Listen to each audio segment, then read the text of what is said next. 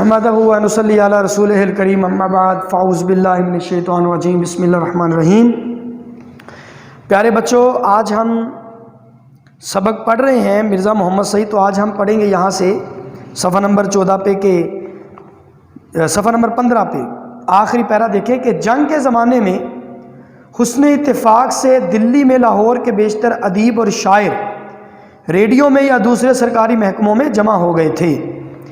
بچوں، یہ جنگ کی جو بات ہو رہی ہے یہ جنگ عظیم دوم کی بات ہو رہی ہے کہ اس زمانے میں دلی میں لاہور کے جو اکثر شاعر تھے وہ ریڈیو میں یا دوسرے سرکاری محکموں میں جمع ہو گئے تھے۔ اب ان کے نام دیکھیں۔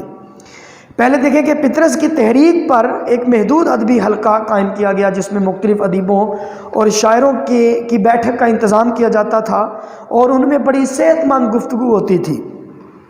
ان میں ڈاکٹر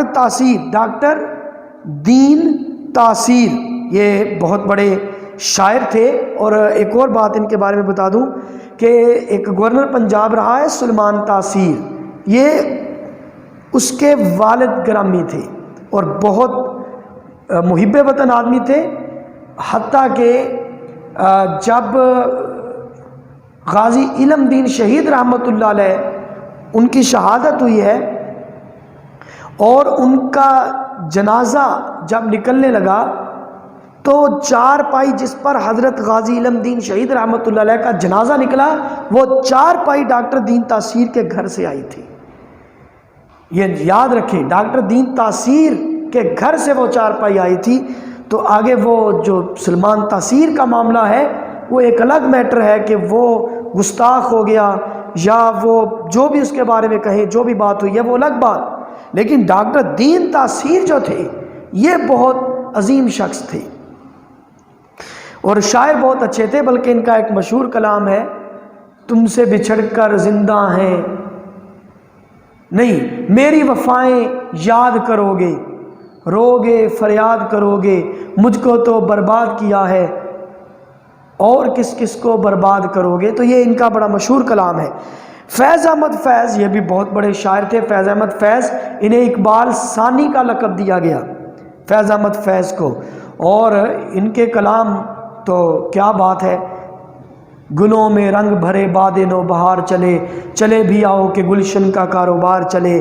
پھر ان کا وہ کلام، جس دھج سے کوئی مقتل میں گیا وہ شان سلامت رہتی ہے، یہ جان تو آنی جانی ہے، اس جان کی تو کوئی بات نہیں۔ پھر وہ ہم بھی دیکھیں گے، لازم ہے کہ ہم بھی دیکھیں گے۔ تو ان کے بڑے مشہور کلام ہیں فیض احمد فیض کے، بڑے پختہ شاعر تھے۔ حامد علی خان یہ مولانا ظفر علی خان کے بھائی تھے۔ رسالہ مخزن میں یہ ایڈیٹر بھی رہے ہیں اور رسالہ الحمرہ کے بانی اور ایڈیٹر بھی رہے ہیں، رسالہ مخزن کے بھی ایڈیٹر رہے ہیں۔ حمید احمد خان یہ ادیب اور نقاد تھے، اسلامیہ کالج لاہور کے پرنسپل اور پنجاب یونیورسٹی کے وائس چانسلر رہے ہیں۔ چراغ حسن حسرت یہ بہت بڑے شاعر تھے، صحافی بھی تھے، ادیب تھے، مزہ نگار تھے۔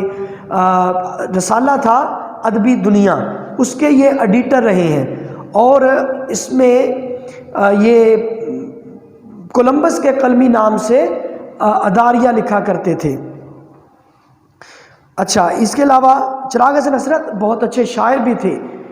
ان کا کلام بہت مشہور ہے جو میں آپ کو سنانا چاہتا ہوں کہ یا رب غم ہجراں میں اتنا تو کیا ہوتا، جو ہاتھ جگر پر ہے وہ دست دعا ہوتا، امید تو بند جاتی تسکین تو ہو جاتی، وعدہ نہ وفا کرتے وعدہ تو کیا ہوتا، غیروں سے کہا تم نے غیروں سے سنا تم نے، کچھ ہم سے کہا ہوتا کچھ ہم سے سنا ہوتا۔ تو یہ چراغ حسن حسرت۔ محمود نظامی یہ ادیب تھے، براڈ کاسٹر تھے۔ نظر نامہ ان کا بہت عظیم سفر نامہ ہے، بہت بلند پائے کا سفر نامہ ہے۔ غلام عباس یہ بہت بڑے افسانہ نگار تھے۔ غلام عباس ان کا شمار اردو ادب کے بڑے افسانہ نگاروں میں ہوتا ہے۔ ان کے اگر میں افسانوں کی بات کروں، ان کے مشہور افسانوں کی، اوور کوٹ ان کا مشہور افسانہ ہے، کتبہ ان کا مشہور افسانہ ہے، آنندی ان کا بڑا کمال کا لکھا ہوا افسانہ ہے۔ اس کے علاوہ انصار ناصری انصار ناصری یہ بھی ادیب اور براڈ کاسٹر تھے، یہ اس پورے ادبی حلقے میں شامل تھے۔ ہر مہینے ان کا ایک جلسہ ہوتا، کبھی وہ پطرس کے گھر میں، کبھی ڈاکٹر تاثیر کے گھر میں۔ ہوتا کیا تھا، ایک مقالہ یعنی کسی موضوع پر ایک مضمون وہ پڑھا جاتا تھا اور بعد میں اس پر پھر گفتگو ہوتی تھی، سب اس پر اپنی اپنی رائے دیتے تھے۔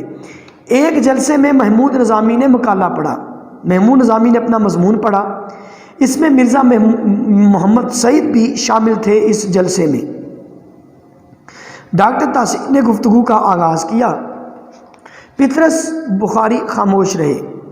مرزا صاحب سے درخواست کی گئی کہ کچھ فرمائیں۔ مرزا صاحب بحث مباحثے کو ناپسند کرتے تھے، وہ زیادہ گفتگو نہیں کرتے تھے، زیادہ بحث نہیں کیا کرتے تھے، اس لیے بڑے محتاط رائے دیتے تھے۔ انداز کیسا ہوتا تھا؟ نہیں یہ بات تو نہیں، مگر خیر ایسا بھی ہوتا ہے۔ تو اب پطرس چاہتے تھے کہ لوگ مرزا محمد سعید کی علمیت کے بارے میں جانیں، لوگوں کو پتہ چلے کہ مرزا محمد سعید کتنی بڑی علمی شخصیت ہے، تو ان کو شوخی سوجی۔ تو فیض احمد فیض کو اشارہ کیا کہ آپ بات شروع کریں۔ مرزا صاحب سے زیادہ واقف نہیں تھے، وہ نہیں جانتے تھے کہ مرزا صاحب کتنی علمی شخصیت ہیں، تو انہوں نے بات کاٹ دی اور فوراً شروع ہو گئے۔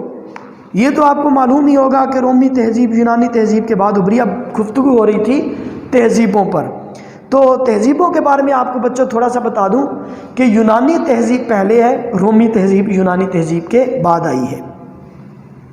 تو تہذیبوں کے بارے میں اگر بات کریں، اس پر ایک مکمل کتاب ہے تہذیبوں کا انسائکلوپیڈیا، تو کبھی میں گروپ میں سینڈ کر دوں گا، یہ کتاب ضرور پڑھیے گا، اس سے پھر آپ کو تہذیبوں کے بارے میں کچھ جانکاری ضرور مل جائے گی۔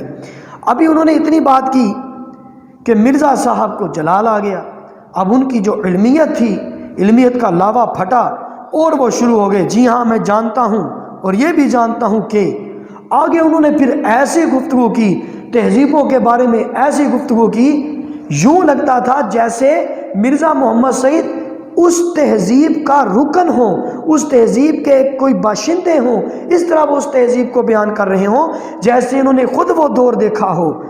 پھر کیا تھا، تہذیبوں کا ایک دریا تھا کہ عمدہ چلاتا تھا، اس طرح وہ مختلف تہذیبوں کے بارے میں بتا رہے تھے جیسے وہ ان تہذیبوں کو بڑی قریب سے جانتے ہوں۔